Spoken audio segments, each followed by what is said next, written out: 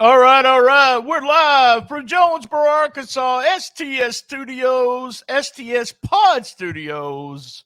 That's right. This is a STS Pod Club. Man, let me do that again. Fuck, I fucked that up. Here we go.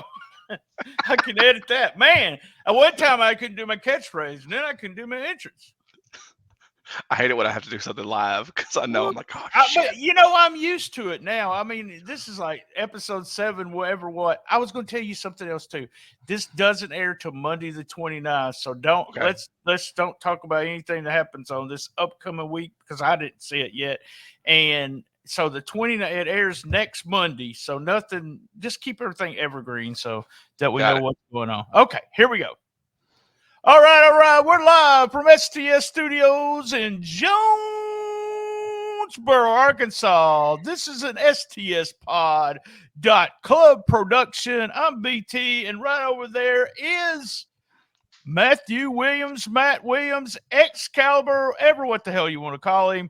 How's it going, Matt? Man, it's going great. Thank you for having me.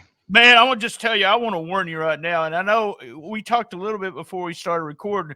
Man, I'm so hyped up on caffeine today. I may be talking a million miles to nothing. So just remember that. But my first question, and you remember this podcast is all about me. I just have All you. about you. Yeah. Remember Yeah, we're that. putting you over, brother. You're just in the background, okay? This is the old brother putting BT over podcast. I got it. Hey, That's what I've been doing most of my career is putting guys over. That's right. And who is BT's favorite podcast host? BT, just like Yeah. Austin Lane. Austin Lane's favorite wrestler is Austin Austin Lane. Lane. So tell me, I got to know this because we have known each other, not really personally, really sit down and talk, but we've been cordial. How's that? Cordial to each other for a long time. When was the first time you remember BT? And you actually was a reader of WrestleRightOnline.com, right? Mm-hmm.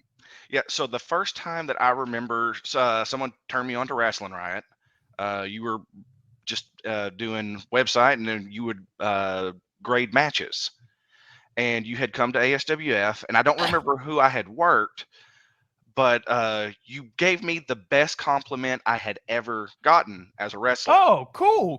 What was that? Do you remember what I said? Oh yeah, I remember. So Oh, you said you were grading a 5-star rating is what you was your highest, and you gave my match 3 stars. And here's the thing you said about it, though. You said, here's the thing with Excalibur, because I was Excalibur at the time. You're never going to see Excalibur in a 5-star match because anytime I see him on a card, he's working a 1-star wrestler. And he gets a 3-star match out of a 1-star wrestler. So that's where you're going to see Excalibur. You're going to see him in those matches making guys look better than what they are. And that was the best compliment I had ever gotten. hey, it's the truth though. It was you would wrestle some people that no one wanted to wrestle, and I looked for your stuff on Wrestling Right this morning, and I spelled your name different. I think every time I did it, I spelled it with an X, I spelled it with an E, I spelled it with an XK. So I went through some stuff, and I want to tell you, I can't think of anyone else that I've brought on my show. I kept trying to think, but I also gave you a dud one night when you and Morgan Lane wrestled Wild Bill and Demon X. I gave you a dud, and I said, I don't even want to talk about this. So it was almost like, good God. And Lane got pinned, so at least she didn't have to do the job that night. Yeah. And some guys may not know, but Morgan Lane is my shoot brother. Right, he is your shoot brother, but a lot of people don't know that. he loves Austin so much. He's Austin's brother in wrestling. So how can you not get away from Austin Lane? But so one reason I can't is for people who don't know, Austin Lane trained me. I was 18 years old, right out of high school. We are spoiled today with the amount of places there are to work. I mean, there are professional wrestling indie places everywhere. Arkansas, Tennessee, the Memphis connections right now, there's just everywhere. When I started, you couldn't find anywhere to work. They didn't want young guys coming in. They didn't want young guys taking their spot. So they wanted you to have experience. But how do you get experience if you don't get to wrestle? So Austin trained me. We bumped on the ground. He taught me how to chain wrestle, and he gave me a Jerry Lynn RVD DVD, and that was our first Damn. match. He was RVD. I was Jerry Lynn. If you go back and find one of their ECW matches, uh, and that way he said, "Oh yeah, Excalibur's been wrestling for years." And So never had a match. yeah, it's been wrestling for years, and you get thrown in there. Here, let's start all the way before you got trained, though. Mhm. Tell me about Little Matt. Little Matt, growing up, was you a wrestling fan? Huge. What wrestling did you start watching? Who were your favorites and stuff like that? I love hearing this. Okay, so my first match that I watched, um, my dad had got WrestleMania 6 VHS, and it was the Ultimate Warrior versus Hulk Hogan. Oh yeah. And I was a huge Ultimate Warrior fan. Huge Ultimate Warrior fan. Um, Now, the older I got, the more I got into classic wrestlers, like guys that were grapplers or looked like shooters. So my favorite wrestlers, if there was a gun to my head and I was trying to put together a Mount Rushmore, uh, it would be Bret Hart, Ric Flair, um, Dusty Rhodes, and Steve Austin. Hey, it's a good company there. Fans of. I was a huge fan of Steve Austin. I've talked about the Dusty Rhodes thing. You were a lot younger than me, so I was into kayfabe sheets at the time that Dusty Mhm. was so popular, and the kayfabe guys did not like Dusty, and people in the business, and they didn't ever cover this in any of his documentaries, but guys in the business kind of didn't like Dusty because Dusty always pushed Dusty. And they thought, and then the famous Dusty finish, which I was reading about Superstar Graham this past Mhm. a week because he passed away. And it said that Superstar and Dusty actually had, this was before Dusty was booking, but actually had one of those Dusty finishes where everybody went home and thought Dusty won the belt. But Mhm. Superstar really kept it. So I'm like, is that where that started? And he used that finish everywhere, and Oh yeah. it killed a bunch of business. So people didn't want to come back to see someone that didn't win the belt. So, but yeah, I love Dusty's promos and stuff. Huge Steve Austin fan. I think Steve Austin, there is so many things that he did in a short period of time. And reading Superstar Graham's bio, they did a very short period of time in the business, but really influenced the business. There's so many people that still do Stone Cold stuff. So I watch Mhm. Kevin Owens matches, and he's almost copycatting everything. Stone Cold. So Do here's you do the stomp? You do the stomp in the corner, don't you? Yeah, I did stomp in the corner. Yeah. Yeah. So that's one of those things. What was you going to say? I'll shut up. I'd be honest with you, I don't even remember. But you grew up being a fan, so Mhm. here's usually my next question with this. So were you into the web? Was the websites going on at the time? You into the websites and mainly No, just I'm go ahead. 40. So when I Okay, first started watching, their internet didn't exist. right. So Pro Wrestling Illustrated. Yeah, I, big you know, fan, big fan. anytime that my dad, I could do chores and earn money, I'd buy Pro Wrestling Illustrated. So where I was growing up at the time, I was in Austin, Texas at the time. Oh wow. Because I remember the first live show he took me to was a WWF show, and my favorite wrestler, Ultimate Warrior, was going to be on the show, and he was wrestling Papa Shango. Oh God, I remember. Oh, I got a story about that. I'm gonna save this for. All right. Make sure you tell me. Okay. Patreon. I got Yeah. a Paul Heyman, Papa Shango, Ultimate Warrior story. I don't think I've ever told it. So remember that for Patreon. All right, You here we got go. it.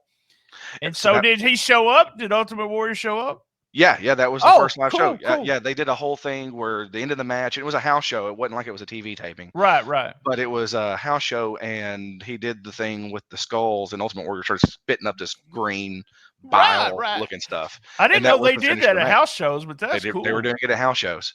So that was my first live event. And then let's see, moved to Brooklyn, real close to you in Jonesboro, and Memphis Wrestling. So Pro Wrestling Illustrated started getting me a taste for, oh, there's more than WWF. They called it because Mid-Southern. I'll never know yeah, why after them called it that, but it was Mid-Southern. You'd get the rankings in the hmm back, and that's where I started looking at, like you did, looking at all these, you know, wow, there's wrestling in Florida, and that's when I started actually trading VHSs and stuff. But there was exactly. wrestling. You start seeing wrestling is everywhere. So what did you think about Memphis compared to WWE? Okay, so uh, you would watch WWE and you would see Lawler as a heel, and then you would Oh, watch this is what. Memphis and Yes, you would yes. see Lawler as a babyface. So I went to the Earl Bell Center and I saw Randy Savage as a heel In in Jonesboro, Jonesboro Arkansas. Yeah, as about a 7 heel, minutes from my house. So there you go. and I saw and Lawler was the babyface. And my dad is 64 and he's still hot. We had brought a trading card. It was a WWF trading card that was Macho Man, and Macho, brother, we're not signing cards, not just signing the 8x10s. And he wouldn't sign that card. And my dad is still. I'm like, Dad, he's He passed still got away. heat with Randy He still Savage got on heat. him. Randy's passed away. He's still one of my favorite wrestlers. One of my favorite matches is Randy Savage. Oh, I didn't put Macho Man on my dadgum Yeah. Mount Hey, Rushmore. Oh, yeah. doing Macho top four is Man. hard. Him and the Steamboat match is one of my Oh favorite. And yeah. Steamboat was always one of my favorite wrestlers. I think I've talked about this before, but I somehow got a VHS tape of Steamboat doing a wrestling school seminar, which is total kayfabe back in the day. You didn't have those, and he taught me so much about psychology and babyface comeback, and all during that seminar on a. And you could just barely see it. Somebody videotaped it and copied it 100 times. I think I had 100th generation. I think, but he taught me so much. And if you go back and watch that match, you could see everything he talked about, but also one of those matches, and I'm going to ask you this while I'm talking about it, is that they went through that match many times on plane rides, hotel rooms. Savage was just, this has got to be perfect. In a lot of Meticulous. old, yeah. Did you do that a lot when you first started? Let's go over everything, and then, but kind of left that idea that you had to go over everything before you go out, or do you still do that? So when I was brand new, we would call everything because Austin was trying to make it look like I had been wrestling for years. Yeah. So yeah, I called everything, needed everything called. I'll also point out that they actually broke up our first match together. They threw us in the opener, and we were getting such a good pop that they came I in and thought you was killed their going to say match. the opposite. We suck so bad. No, no, we were getting such good reaction because I was right out of high school. So our first match was in Batesville, Arkansas for NCCW, and our match got so over because a lot of the guys that are a lot of people that I had graduated with or that were still in high school in Tuckerman drove all the way to Batesville to watch me wrestle. So they were losing their mind for this That's match. see, I saw you. I remember I think the first matches I saw you in were Batesville. I wanted to do something with Brandon Baxter, and I said, Mhm. Brandon, if you ever are in the area and you want to do something wrestle wise, you got to roll for me. Holler at me. I just want to do something with you. And I was the special MC for the contest of Booger and Nikki Lane, and I had to. Everyone was booing Booger, but was supposed to be cheering Booger. Mhm. And I had to point at this girl. I was like, "Oh my God, Booger's supposed to win this!" And so I seen this girl cheering Booger, and I said, how about we just decide this woman? And she jumped up and down, and Brandon was like, my God, you saved that. And I said, they don't like Booger. How do you have a baby face out there that no one likes? But I think one of the first times I saw you was at Batesville, Mhm. and it was you were over like crazy on that show, but I know why now, because you had all your family. No, I mean, honestly, when you have your family there, they go like crazy. And then Anton LaVey was there. It was the first time I saw him work live, and I tore him apart because said he was a spot monkey. Mhm. And you worked LaVey, you and two, I can't remember the tag team match that night, but you had worked him. But Batesville was, man, it was hot at one time. It really was. So going back to calling my matches, I got where after years of doing it, I, especially at this point in my career, I've been doing it for, see, I started when I was 18, I'm 40, so 22 years. I got where I wanted to feel the crowd out. So I'll go out and I'll have a basic outline in my head of like, okay, we'll do this, this, and this. But if they're not responding to it, I want to be able to change. Because if my thing is, and I tell this a lot to the trainees in Memphis, if everybody is Stone Cold Steve Austin isn't special. Right. You Right. have to have guys, you have to have a Satino Marella. You got to have guys that go out No, I there. don't. Okay, so I'm just, you got to I'm have, sorry. Go ahead. I'm just you not gotta a have fan. guys. There's very few guys that I shit on all the time, but he's one of them. So there you go. Okay, But insert I comedy understand. I insert agree comedy with wrestler here. you. I agree with you. So I you got agree. to, and I don't want to be just a comedy wrestler. That's not Right. what I'm trying to do. But if you have, okay, let's say Memphis taping, you have the posse going out, and they're going to murderize somebody. If you watched a couple weekends ago when they jumped all over Tommy Dreamer. Right. Right. Right. So if they're going to go out and they're going to wrap a chain around Tommy Dreamer's face to get heat on Tommy, well, if me and Gaston go out and we're going to be fighting John Dalton, if we wrap a chain around his face, it weakens their angle and our angle. So you got to do something. You got to be able to switch on the But fly. see, that's your experience. A lot of people don't understand the experience part of it, of changing right in the middle of it. I always liked, before I went out with my two teams, we talked about the start because we were heels. Mhm. I want to know when we start the baby face, when we start the heat. Let the Mhm. baby face, how long you want the shine to last was kind of the question. And when was the hot tag coming? What was the finish? So am I Yep. going to use my clipboard? Am I going to backfire on something? Tell me that. And then Yeah. I would let them work the whole and then come back and say, okay, don't die as a baby face. Try to make your comebacks if I was helping somebody. But that was the only thing. And I mean, after people get trained, they start, they'll come to the side and say exactly what you said. Man, they're not into this, BT. What do you want to do? Yeah. And I'd say something like, "Tell them to go home," and so we would go home. But that's the change of, and people don't understand. I notice I'm not. Let me just say, I'm not. I'm old school, Mhm. but I'm also a fan of the new, and I call it a hybrid wrestling. The AEW Spot Fest. I am a fan of that, but Mhm. and this goes back to what you said.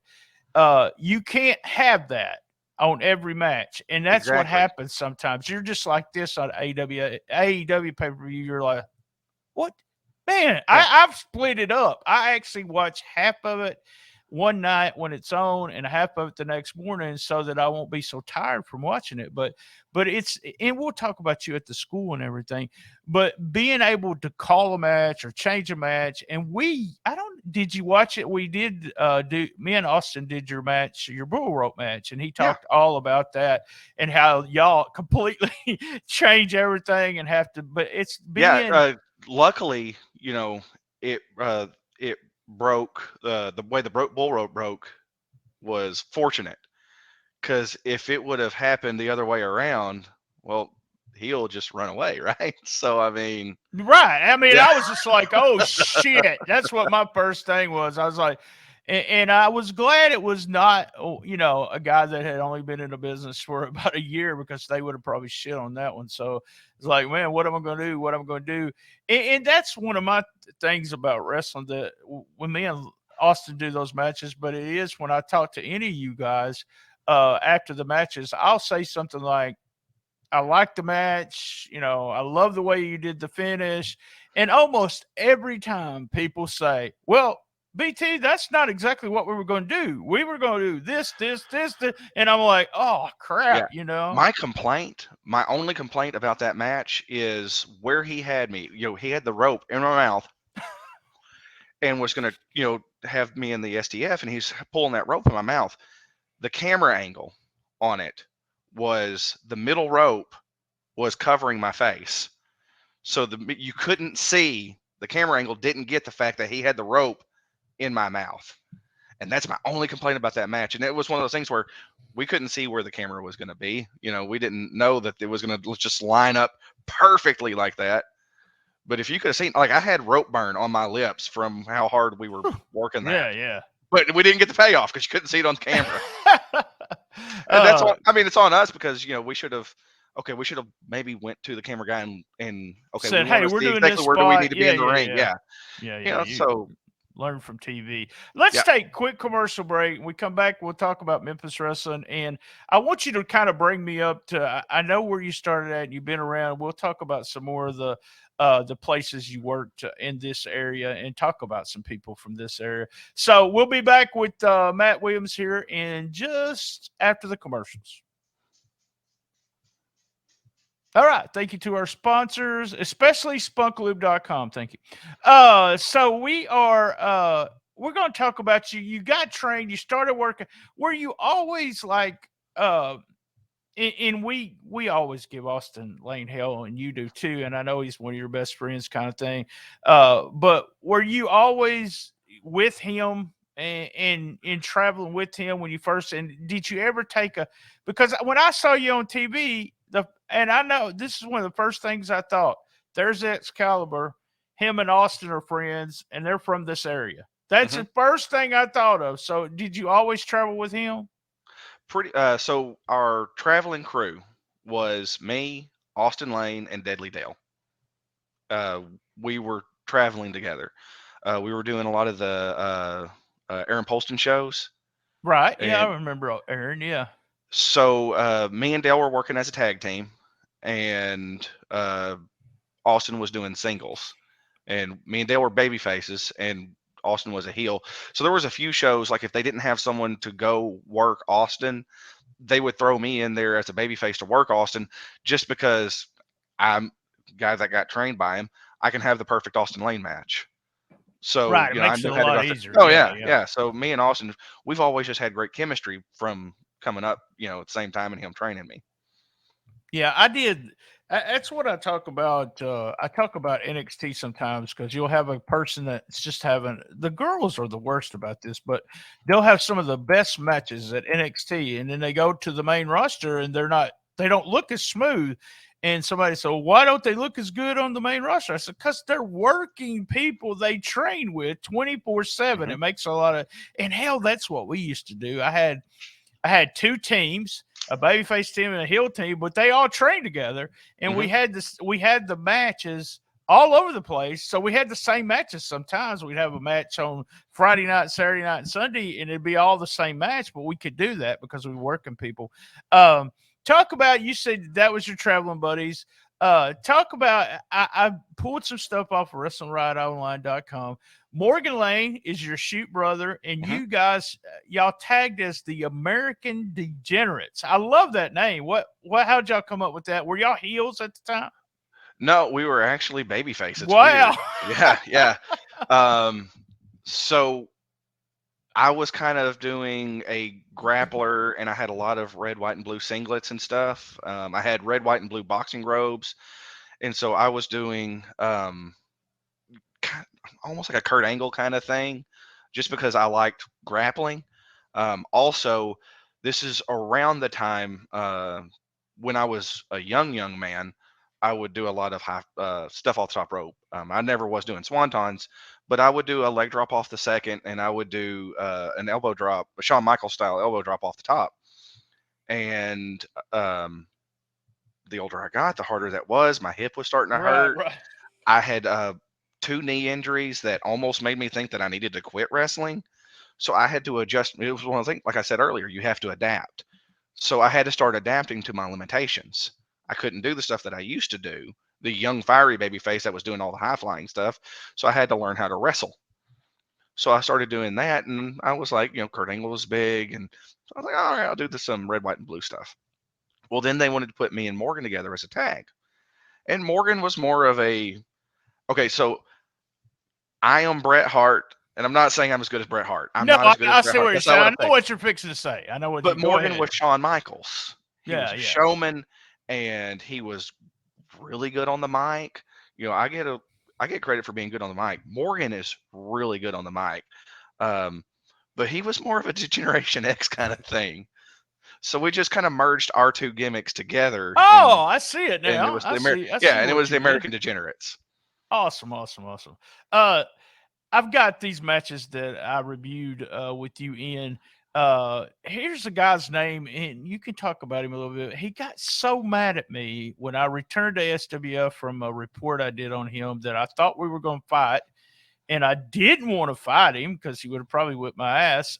Johnny Hawk, he's passed away, right? He's not with Yeah, us he's passed anymore. away. Yeah, you wrestled him in a match that I said good, fast-paced match, some sloppy spots, but it was really good. Music started to distract X, so Hawk finished him off. Talk about Johnny a little bit. Johnny Hawk, he was one of those very, very old school guys. Didn't really want to work with you until you earned his respect. There was It didn't want me in the dressing room either. He didn't want me no, in the dressing no, room he at didn't all. want you in the So, dressing room. okay. I remember that night. I remember there being a lot of. I was like, can't tell if this is a shoot or a work, brother. Oh Uh, man, I mean, no, it was total shoot. I only had yeah, I was that. like, I whew. only had that happen a couple times, and one time in Mississippi with somebody that did. It's so weird. Both of those guys have passed away. Look, oh, that's weird. But he didn't bother me because I know if he would have went forward, I could have took him. Johnny, he just looked tough. And I was just like, man, I hope he don't come Johnny over was tough. here. Johnny had hands like ham hocks, Yeah. like he would hit you, and you're like, okay, man, do I owe you money? What is going on? But I was always like, if you don't want me, all you got to say is, BT, we don't, we only let workers backstage. But Johnny was, man, you got to get out of here. And I'm like, dude, Yeah, he apologized he to me he was after all very, that. very old So, school, very yeah, old yeah. school. Uh, Me and him, the matches by then, and I'm not trying to speak ill on him. He was a little past his prime at that time. Oh, yeah, yeah. If you would have seen his stuff where him and his brother Tony the Bull were when they were tagging as the Mexican Express, really great tag team in this area. It was, they had just got to a certain point where past their prime, they would get in Johnny liked working me, Demon X liked working me, but it was, I could work guys like that. Exactly what I said on the website. You Yeah, could have an almost 3-star match with and that's a talent, man. It's a talent to make everybody. You don't just make yourself look good. You gotta let somebody else. And Austin knows this. Austin used to be a little bit stingy. Let me say that. Well, he was a hmm little stingy, but then as he got older, he okay, we got to let this guy shine too, kind of thing. hmm And Johnny was. I had to share that because you were there the night we got into the fight, and I yeah, I was there. thought I remember. I was just like, dude, I mean, I was in total shock. I mean, most everybody, if I told them they had a dud or had a shitty match, they're just like, you're right. Yeah, I had a shitty match. They're not mad at me, but man, he was mad. Him, and I tell you somebody else that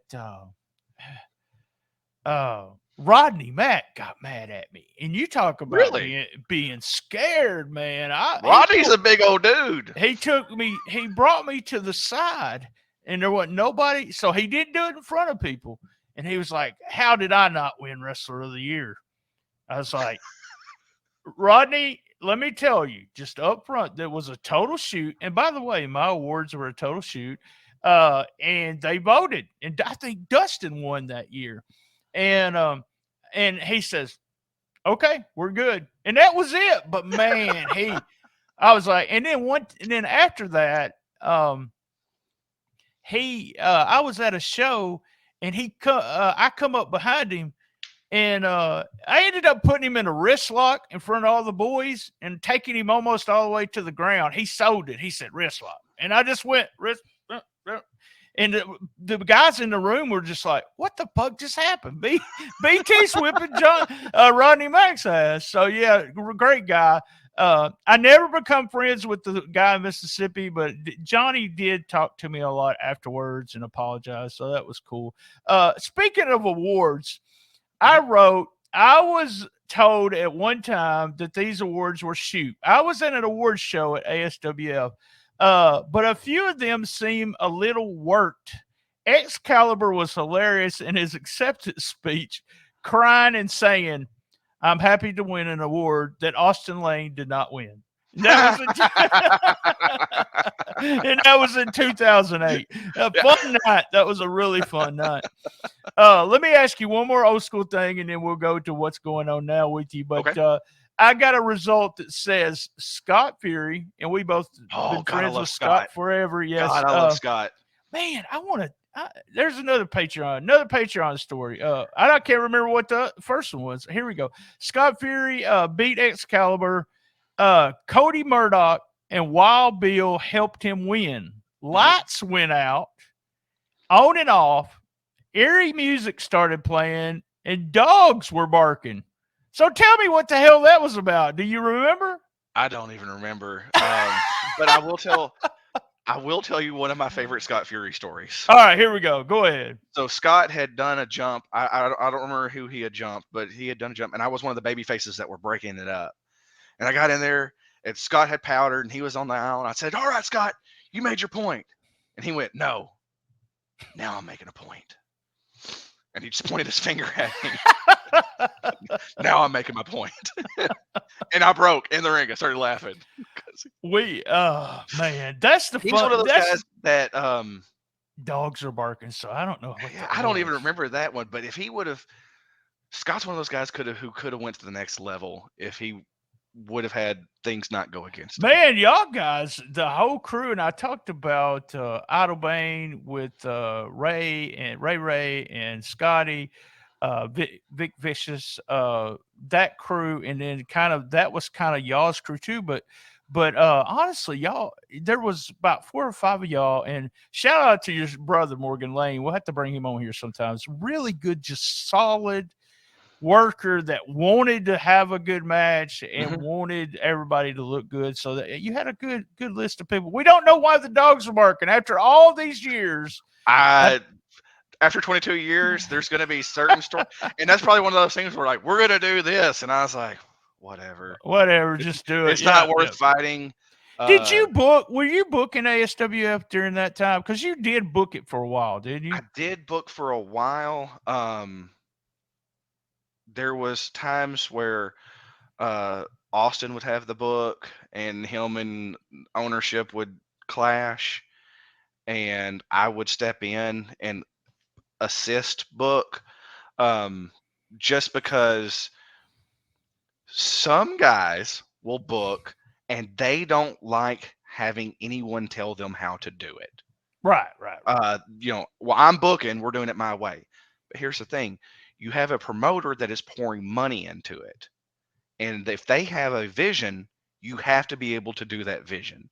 Even if you don't agree with that vision, they're the one with the checkbook. I wish I'd heard this advice the first time I booked a show. I booked a show like 6 months in Malden, Missouri, and it was all about me. We're going to do what I say instead of listening to the way the owner of the company wanted me to do it. So. Yeah, and you can't do that. So there would be times, and people would get their feelings hurt, and they would walk away. And so I don't like to put myself over, but I have good ideas. I think about wrestling a lot, and you probably don't know this about me, but I write short stories. So I didn't. He writes short stories. I like. New. It's one of my creative outlets. I like to write short stories.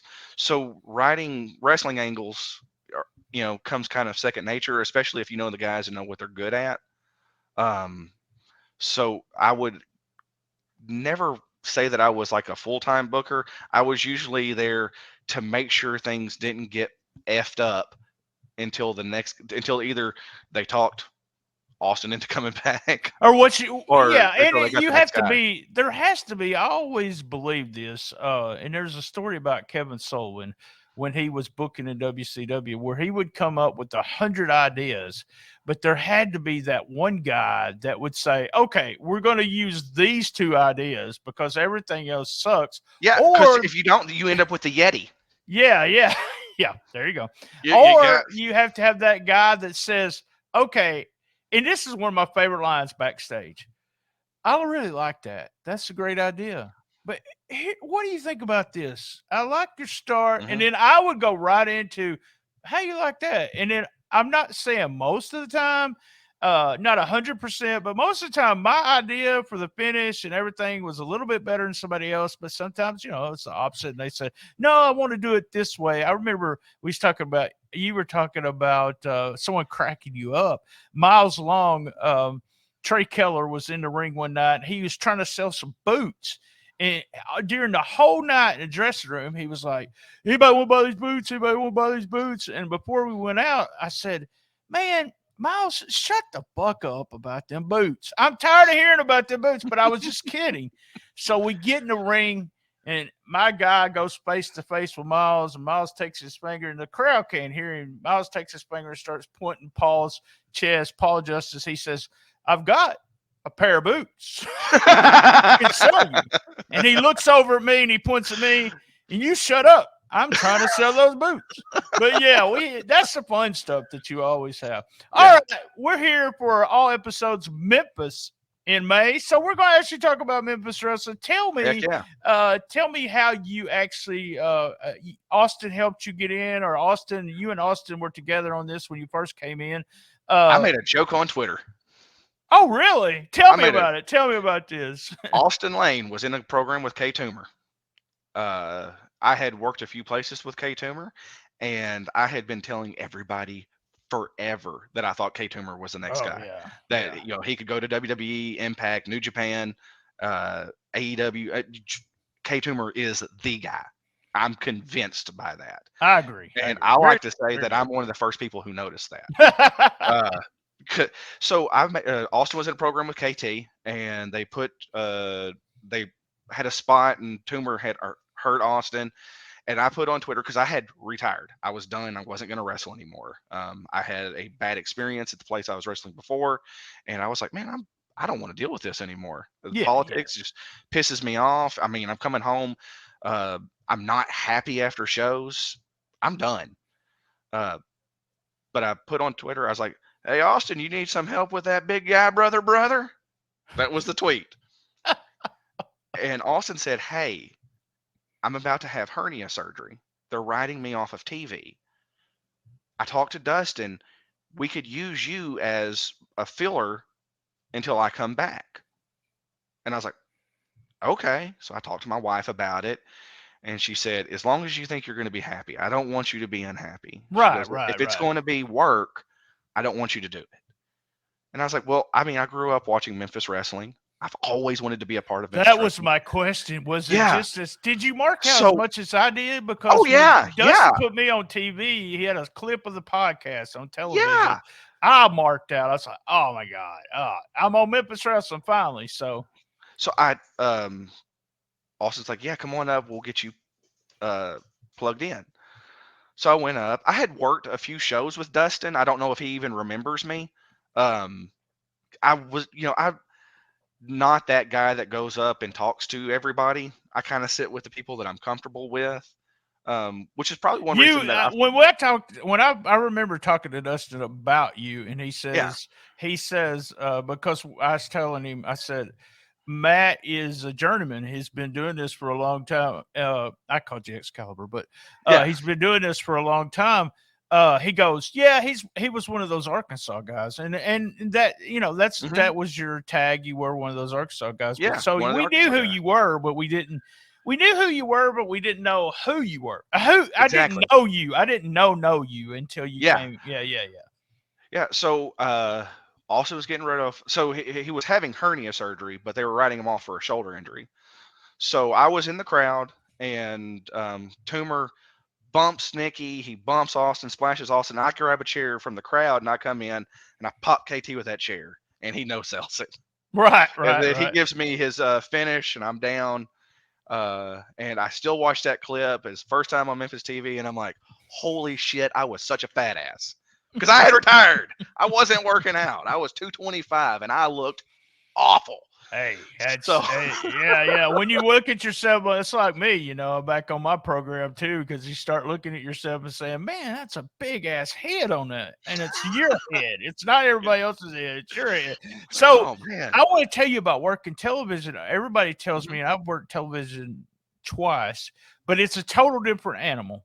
Oh, yeah, completely different. So did that, because I noticed some things when you first started working on television. You was a little apprehensive about things. Like you said, hadn't been in a ring in a while.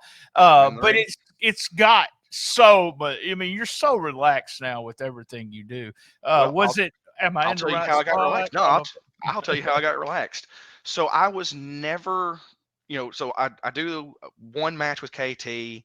I think I was actually, besides his first match, I was the first person to pin KT. I didn't win, but I was the first person that got him down long enough to get a 1 count on him. And I was in, let's see, was involved with, I was protecting Nikki's back when she lost the women's title, because KT came out and Right, was, right, right. because he had bumped her, and I was like, I'm going to watch her back. And KT came out, did a spinning heel kick for a 387-pound dude to be able to spin and kick me in the face. It's pretty athletic, like I said. Yeah. Next big thing. But then Austin came back, and I was just his corner guy. They didn't really have anything for me on TV at the time. Mike Anthony, I'm sorry, I'm not answering your call right now because I'm doing a podcast. If you watch this podcast, I'm shady butting you, but it's just because I am doing a podcast. There you go, Mike. Leave us the hell alone, Mike. Come on. So I'm babyface, but I'm more of like babyface manager corner guy. It had, I don't, how many babyface managers do you know? It's hard to do. They I've don't. done it. They I've don't done do it much. before. Yeah, like Yeah. they do it, but the great managers are your Bobby Heenans, your Jim Cornettes, your Paul Heymans. When do you They're bump as a heel. baby face manager? See, that's the Yeah, thing. so it The was. heel manager's got a bump, but you don't I want the was. baby face manager to be Yeah, bumping all over the place. So it's I weird. was It's weird. so uncomfortable in my own skin, and I was about to be like, Dustin, thank you for the opportunity. I appreciate Right, you. right. I've really had fun. I got to live a dream. I got to wrestle for Memphis TV, and I was planning on having that talk with him that day. And then he comes up to me, production meeting, and he goes, "Hey, what do you think about turning heel?" And I said, "Well, Dustin, if you turn me heel, you're going to give me a lot more TV time." Right, right, right. And he goes, "I like your confidence." I said, this is my thing. I was like, "You turn me heel, you're going to give me more TV time." And he said, "Okay, let's see what you got." So he had me turn heel on Austin. I was with Norman Meklikoff for a little bit. I had a really bad spurt of luck with partners. You did. You did. You really did. So I Norman, just figured yeah, it was you. I figured I said Norman got hurt. X is a prick, so nobody Yeah, I wants to be know. around him. Nobody wants to So. work with him. Norman had a back injury. Then they put me with Jack, which I love Jack. His dad got sick, and there was some stuff, I think behind the scenes that I'm not keen to. Yeah, yeah, me too. Um, So Jack left, and it was like, but have you ever heard the saying, make chicken salad out of chicken shit? oh yeah, very much so. And it wasn't like Dustin was booking me in chicken, shit angles. It was just nothing. Every time something would start to catch traction, something would happen, and things would have to change. So I was like, okay, I'm going to keep doing the best that I can do. So if he put me on commentary, I'm going to knock Dude, it out of the park. I have booked you when you finally decide to retire. I have no pull whatsoever. Let me just tell you that. And everybody thinks me and Dustin's friends and I can tell him what to do. No, he don't book some of that stuff. So I have no pull whatsoever. But my commentary dream team for Memphis Wrestling is Terrence, you in the middle, and Dustin on the other side. I would love that. That when I'm done wrestling, I would love to do that. Yeah, you have the voice. You have every time you've been on there, you've been really good. So every chance I get, I'm going put X back on commentary. Yeah, thank you. Put me over, DBT. I'll put you over. You put me over. But that is really, it's one of those things where, and I've said this many times, and me and K Tuber talked about it when I had him on. Wrestling, if you are and want to be involved in wrestling, if you want to be involved, there's something for you to do. Okay. Hmm. You don't have to be athletic. You can put the chairs out. You can pop the popcorn. You can do podcasts Yeah. because as Jerry Lawler told me one time, the only thing athletic about me is my feet. So, it's true. I mean, there's something to do if you are a fan and want to be part of the business. Yeah. We'll let you referee. We'll let you There's something you can do. go pick up somebody. That we were talking about that the other day. Me and Dustin was. He has somebody that picks up people and takes them and Hmm. everything. But so you're on Memphis Wrestling. You as everyone we've talked to, that the guys like Austin, Brett Michaels, Mike Anthony, you. Let me think. Who else? I don't want to leave anybody. K Tumber's one of them, but he's a little younger than you guys. Hmm. I'm trying to think if there's anyone else. Posse. Hmm. Posse had a little bit of TV time, but they didn't do anything with them.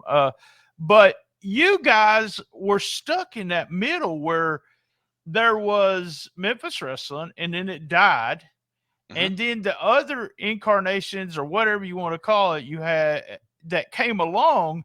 A lot, y'all got a bad reputation. Y'all were the backyarders Hmm. because, and then they wouldn't use you guys at all. No, and really, it was political. Yeah, yeah. You know, they didn't use guys like us because they had some guys that were really decent body guys or something like that, but couldn't work their way out of a wet paper bag.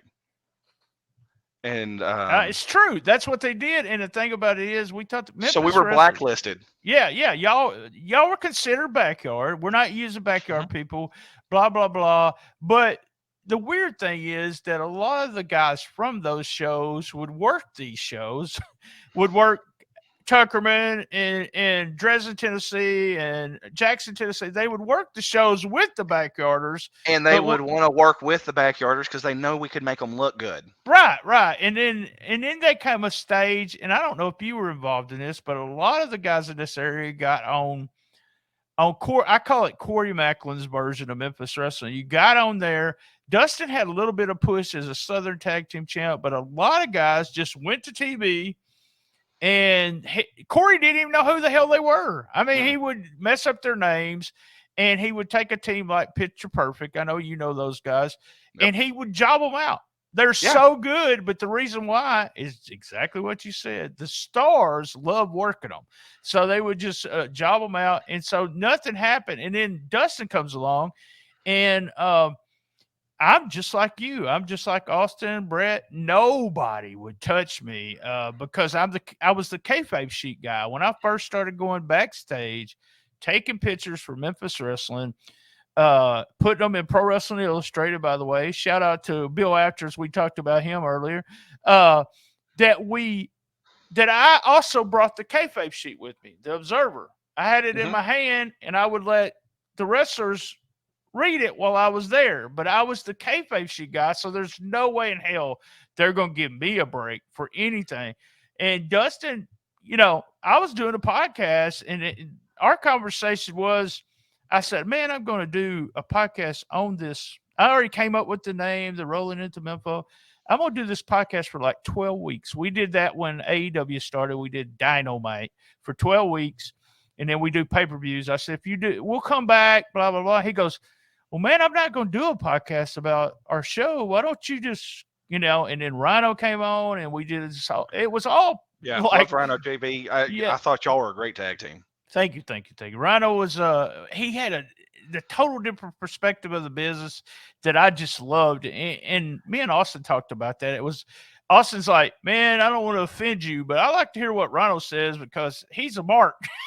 And I said, well, yeah, he had a mark view. Yeah, he had a mark. I feel like you have my view. Right, Like but you and me needed have very another similar one. views, a little older, a little old school. So a lot of times your perspective is what I'm already thinking. So I liked Rhino's perspective, and the same thing. I'm not going to call Rhino a mark, Well, I'm but not. Yeah, not in a bad way. I'm he not had saying more of a new fan kind of perspective. did, And and really, I mean, and I was like I said earlier, if everybody's Stone Cold Steve Austin doesn't matter. So hearing his like twist on things, I was like, okay, cool, yeah. Oh, buddy, it's And it made me been think outside of out of my comfort zone too. it's been a weird adjustment. Let me just say that for the last 17 or 18 episodes without him, because I don't do a podcast alone. Yeah. Never. I had done 2 or 3 episodes up till the episode 100. I mean, of the whole, so 600 and something episodes, I had done like 3 alone, so I was not used to that. And it's been a total, let's learn how to do this. And the first episode I recorded was 7 minutes long with me. So I was like, oh hell, I got to do this again. I got something else to talk about. So you went, you're grabbing the bull by its horns kind of thing, and just doing everything that Dustin wants you to do. We settled this up with Austin. That feud is over, and I actually love the way they book things. They actually give us a finish, and blah blah blah. And then how do you feel about hair versus hair matches when the hair doesn't get cut? Oh, how do you feel about that, BT? Let's don't talk about that. Patreon. Well, now did you hear the tone in my voice? I was trying to be something that people don't understand. The main event Bradley payoff. Oh, I loved it. Okay. So my I get asked all the time, X, is that why don't you do this? Why don't you? They don't understand.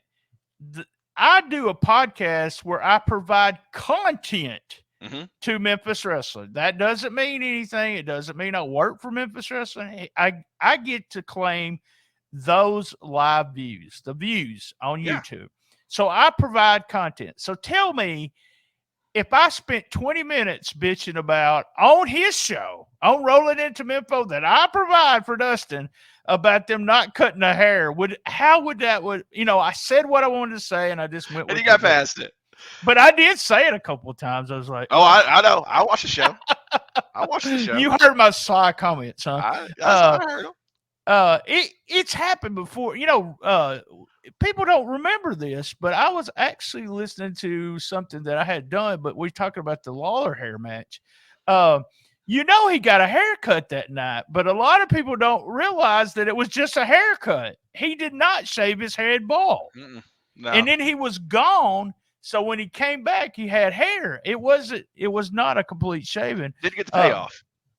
But it was a payoff. Why? Wonder why everyone considered that shaven head, because they did back then.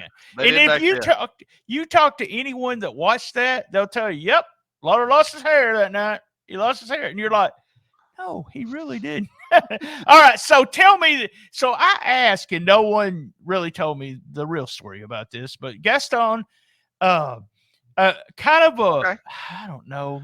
I want to say secondary character that was losing a lot, but had a really fun gimmick. And you and him actually get paired up. And I was just like, who came up with this? And I think people thought that I was saying, who came up with this shit, as in a bad way. He's pointing at himself if you're not watching the video. But I loved it. I love it. I love the chemistry. You and this, I don't know if you and this guy's are friends or what, but you and friendly. We're a lot closer now. And then you bring Ellsworth in. So tell me how all that happened. Okay, so the Grind City Rumble. Gaston eliminates Nix. I eliminate Mackenzie Morgan. And, I love that, by the way. I just love that. No big plans as far as I knew, but I knew they were bringing in Ellsworth. I've gotten a lot. And his gimmick is he wrestled women. If you didn't watch him in the WWE, he wrestled women. And so I have gotten closer with Dustin. And after the Grind City Rumble, Dustin said, shoot me 4 ideas. Shoot me 4 ideas that you think would be good for you. And he said, just because he said, I don't want you to get lost in the shuffle. And I said, okay. And I pitched me and James Ellsworth and Gaston against Cassandra, Mackenzie, and Nix. And I said, we can do that and get us to the next spot. And he goes, okay, I like that.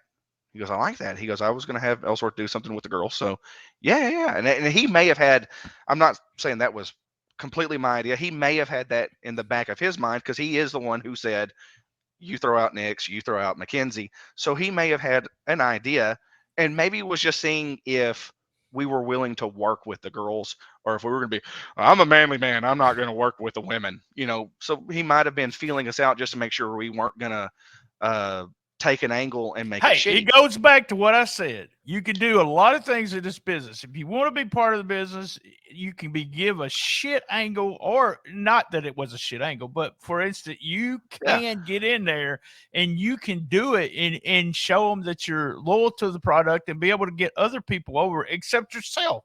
I'm saying this for people that don't like to do that. So there you go. So I have something that people, I don't talk about my personal life very much. If you have me on Facebook, you'll know. But because I don't have a gimmick Facebook and a normal Facebook. Oh my God! I gotta tell this story. I'm Matt Williams, so I gotta tell you something before we go any further. Okay. So Otto Bain, Uncle Phil, I was talking to him and Brad about all episodes, Memphis in May, and he says, "I'll come on." He says, "You should have Matt come on." I said, "Man, that's a great idea because I've never really, me and Matt's been in dressing rooms, but we never sat down and talked to each other. This is going to be fun." And so I start hunting for you. And then I message him and I go, what's Matt's shoot name? And he types back Matthew Williams. And I was like, oh, what a goof. That's what I thought about myself at the time. All right, I'm sorry. A goober, not a goof. Goof is bad. But what a goober. And then I messaged you and you was Matthew Williams. It is a shoot account. And me and you weren't even friends at the time. So I was just like, man, I need to get you. But yeah, go ahead. I'll shut up. So I have 3 daughters.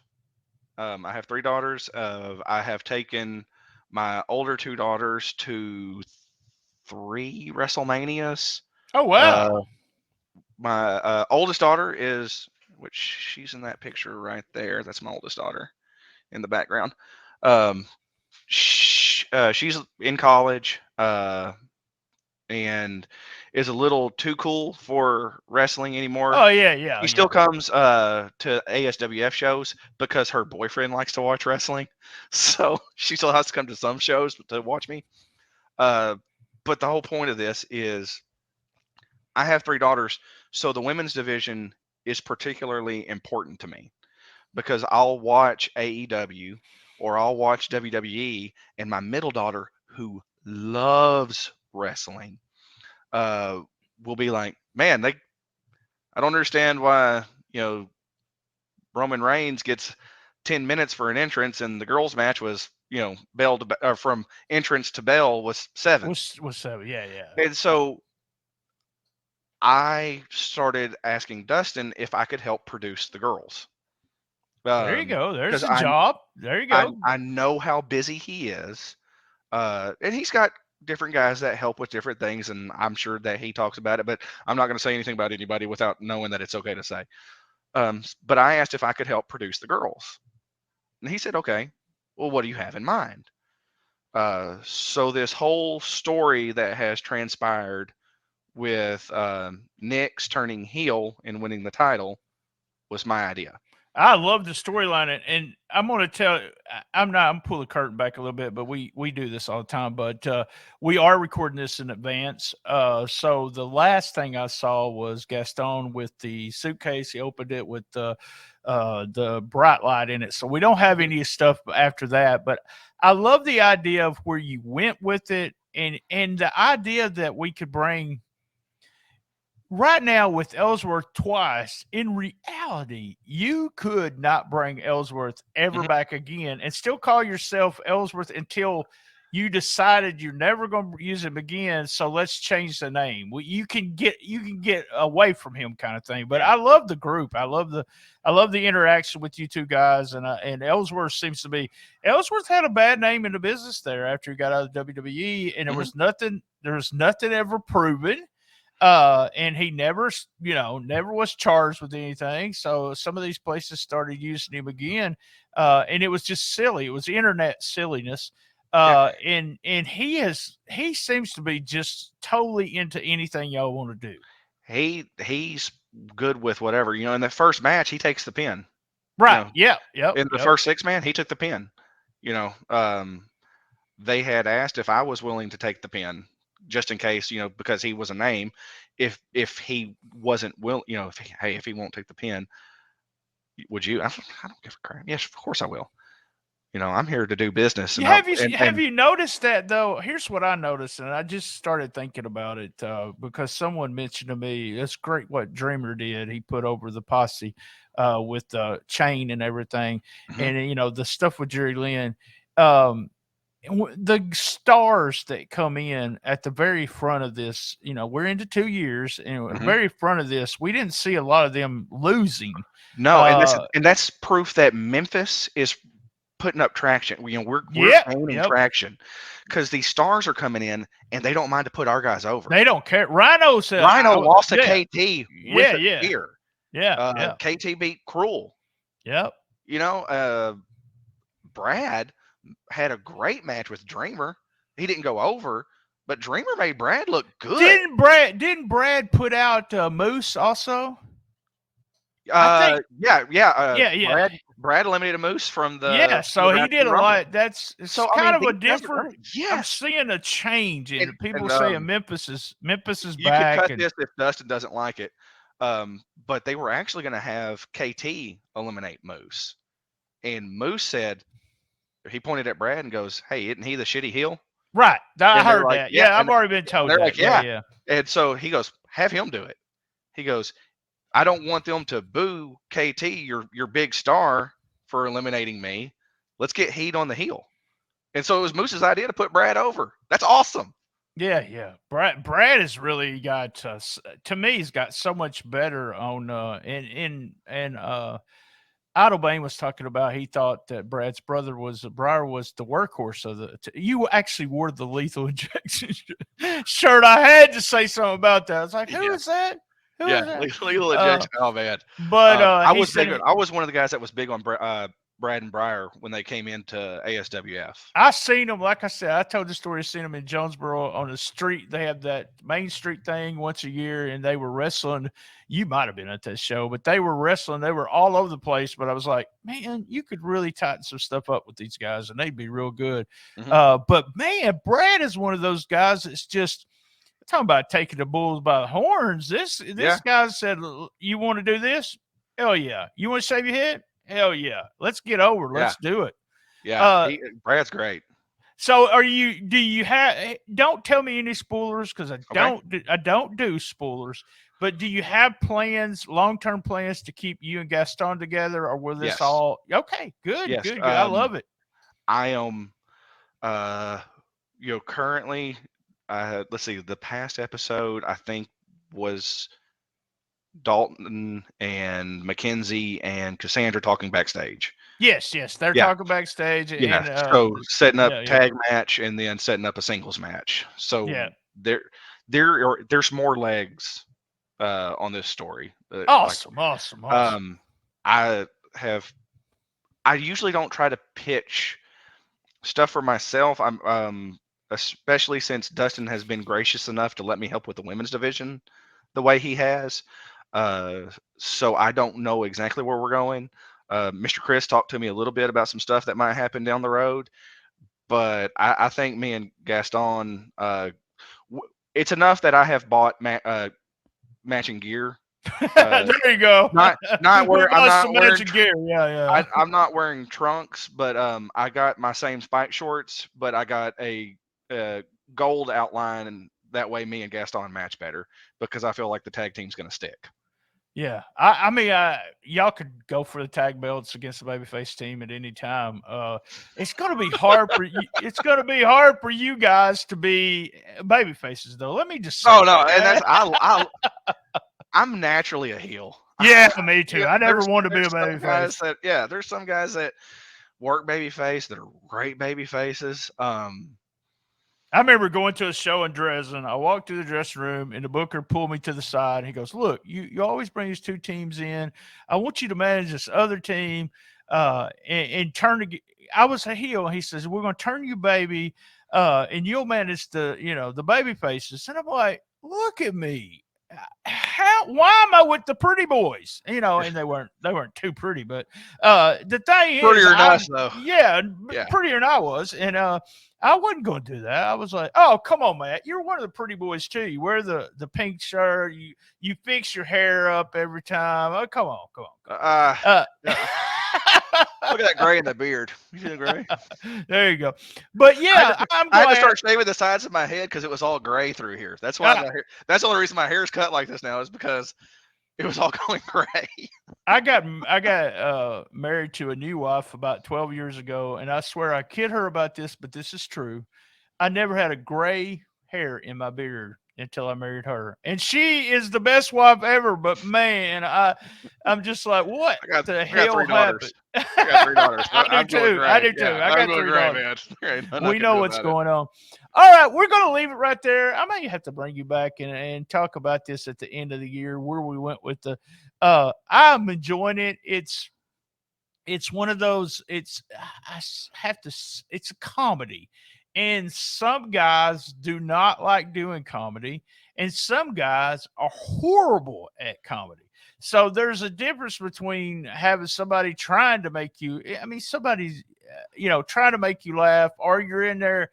If people don't understand, you're in there to lose. And any time that you lose or Gaston loses against the girls. I just want to point out that I did win a match. We actually pinned Mackenzie Morgan. So okay, all right, there you go. I'm kind of on a win streak right now. and Ellsworth super kicked right in front of the fucking referee. Right in front of the referee. He was just standing there. Yeah. What the hell? What the hell? All right, guys. Thanks for joining us. We got a couple of stories I'm going to tell, and I can't remember what the person was, so hopefully Matt will say what it was. So I got a couple of stories to tell on Patreon. And guys, join us. Thanks for joining us for all episodes, Memphis in May. If the schedule goes as planned, we only have one more episode coming out this coming Wednesday, so we're good to go for the month of May. Thank you, Matt, for joining. It was as fun as I thought it would be, guys. Thank you for having me. Yes, sir. Yes, sir. Same bad time, same bad channel.